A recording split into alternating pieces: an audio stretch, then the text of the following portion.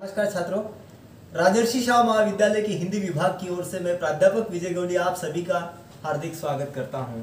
आज हम कक्षा 12वीं हिंदी युवक भारती इस पाठ्य पुस्तक में समाविष्ट व्याकरण विधा के अंतर्गत वाक्य शुद्धिकरण इस विभाग को देखने वाले हैं, जो कि कक्षा 12वीं की बोर्ड परीक्षा में 2 अंकों के लिए यह प्रश्न हमें पूछा जाता है। तो यहाँ पर हम देख रहे हैं, इस प्रकार से प्रश्न पूछा जाता है कि निम्नलिखित में से किन्हीं 2 वाक्यों को शुद्ध करके फिर से लिखिए। इस प्रकार का प्रश्न यहाँ पर पूछा जाता है। यहाँ पर अशुद्ध वाक्य दिए जाते हैं, व्याकरणिक गलतियां होती है, इकार उकार अनुस्वार की गलतियां होती है, विराम चिन्हों की गलतियां होती है, लिंग की गलतियां होती है, वचन की गलतियां होती है। और इन गलतियों को हमने दुरुस्त करके वाक्य शुद्ध करके फिर से यहाँ पर लिखने की आवश्यकता होती है। जैसे यहाँ पर पहला वाक्य दिया गया है, अतिथि आए हैं, घर में सामान नहीं है। इस वाक्य के अंतर्गत हम देख रहे हैं, अतिथि आए हैं, है के ऊपर अनुस्वार देना चाहिए था, जो यहाँ पर अनुस्वार नहीं है। घर में सामान नहीं है, नहीं शब्द के ऊपर भी अनुस्वार देना चाहिए था, जो कि यहाँ पर न होने के कारण यह अशुद्ध वाक्य है, जिसका उत्तर उसके नीचे यहाँ पर दिया गया है।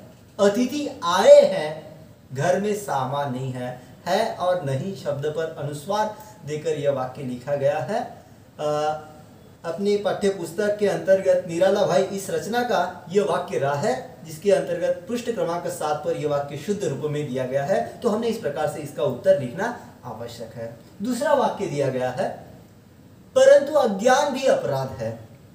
देखिए, यहाँ पर अज्ञान शब्द के अंतर्गत वर्तनी का दोष दिखाई देता है, परंतु अज्ञान शब्द यहाँ पर लिखना आवश्यक है, जो कि आदर्श बदला इस कहानी पाठ का यह वाक्य रहा है। पृष्ठ क्रमांक 16 पर यह वाक्य दिया गया है। इस प्रकार से आपने परंतु अज्ञान भी अपराध है, इस प्रकार का उत्तर शुद्ध बनाकर लिखने की आवश्यकता है। तीसरा वाक्य हम यहाँ पर देख रहे हैं, उसके सत्य का पराजय हो जाता है। उसके सत्य का पराजय हो जाता है। यहाँ पर ईकार की गलती दी गई है।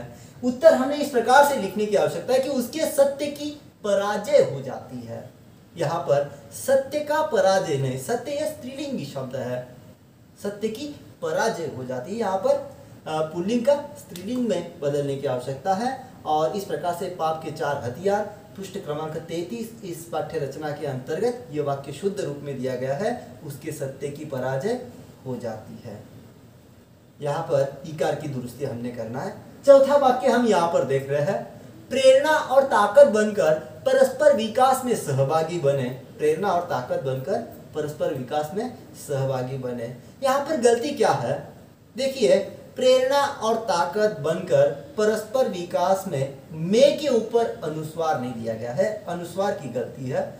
और बने शब्द के ऊपर भी अनुस्वार देने की आवश्यकता है। जैसे हम यहाँ पर देख रहे हैं, प्रेरणा और ताकत बनकर परस्पर विकास में सहभागी बने, यह वाक्य शुद्ध रूप में यहाँ पर दिया गया है।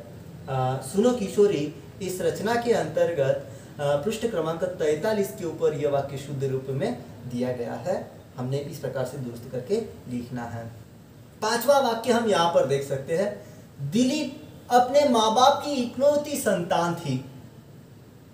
यहाँ पर दिलीप को दूसरी इकार दी गई है, द को, जबकि दिलीप को द की जो इकार है वह पहला देने की अपेक्षा होती है, आवश्यकता होती है। यहाँ पर नीचे उत्तर में हम देख रहे हैं, दिलीप शब्द में पहली इकार दी गई है। माँ बाप के अंतर्गत हाइफन भी देना आवश्यक है।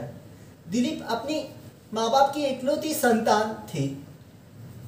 दिलीप ये शब्द पुल्लिंगी होने के कारण यहाँ पर हमने वाक्य दुरुस्त करके लिखने की आवश्यकता है। दिलीप अपने माँ बाप की इकलौती संतान था। दिलीप संतान था, इस प्रकार से उत्तर लिखने की अपेक्षा है। कोख जाया नामक पाठ्य रचना के अंतर्गत पृष्ठ क्रमांक 59 के ऊपर, मतलब 59 के ऊपर यह वाक्य शुद्ध रूप में इस प्रकार से दिया हुआ है, दिलीप अपने माँ बाप की इकलौती संतान था। तो इस प्रकार से आपने शुद्ध करके लिखना है।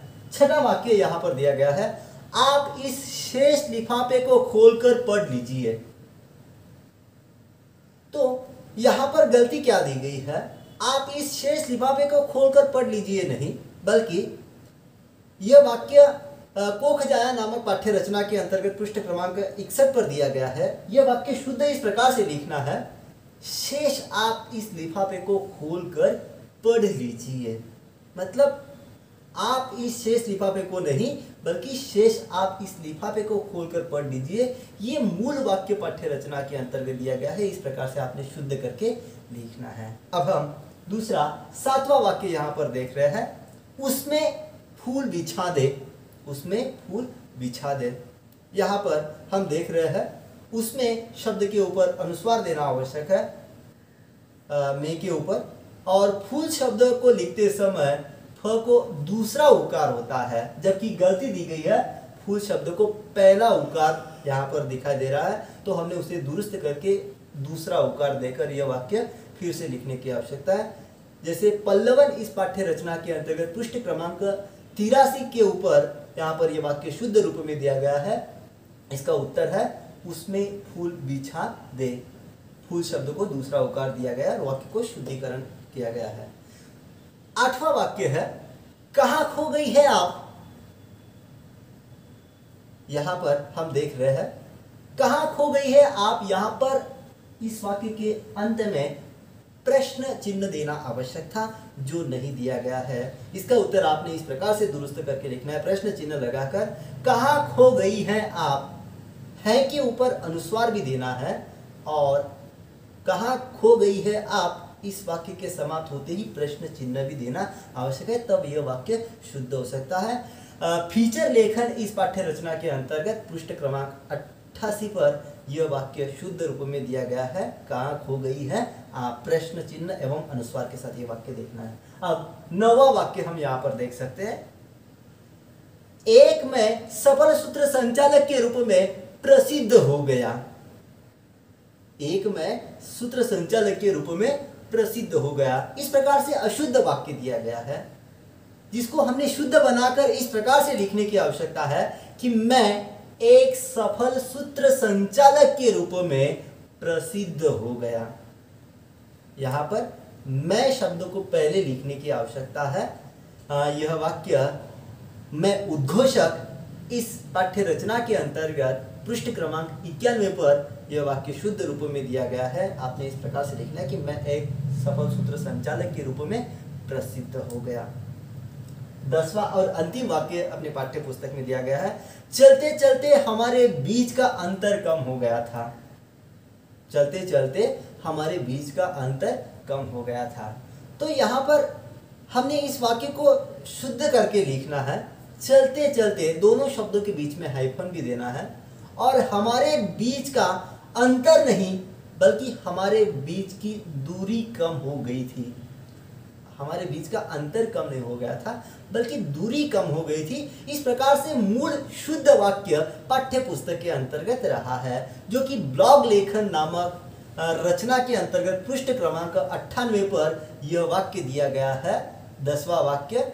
तो हमने इस प्रकार से चलते चलते हमारे बीच की दूरी कम हो गई थी, इस प्रकार से यह वाक्य शुद्धिकरण करके लिखना है। मित्रों, इस प्रकार से कक्षा 12वीं बोर्ड परीक्षा के अंतर्गत ये प्रश्न पूछा जाता है कि निम्नलिखित में से किन्हीं दो वाक्यों को शुद्ध करके फिर से लिखिए। तो हमने इस प्रकार से जो व्याकरणिक अशुद्धियाँ होती है, विराम चिन्हों की गलतियाँ होती है, लिंग वचन की गलतियाँ होती है, तो इनको दुरुस्त करके फिर से लिखने की आवश्यकता है। मुझे पूरा विश्वास है कि यह वाक्य शुद्धिकरण का प्रश्न आपको समझ में आया होगा। यह परीक्षा में 2 अंकों के लिए पूछा जाता है। मैं जानता हूं कि आपको यह वाक्य शुद्धिकरण का विभाग समझ में आ गया होगा। मित्रों, यहाँ पर हम रुकते हैं, जल्दी ही अगले वीडियो पार्ट के अंतर्गत हम मिलने वाले हैं। तब तक आप इस चैनल को सब्सक्राइब कर लीजिए, लाइक कीजिए अगर आपको अच्छा लगे तो। धन्यवाद।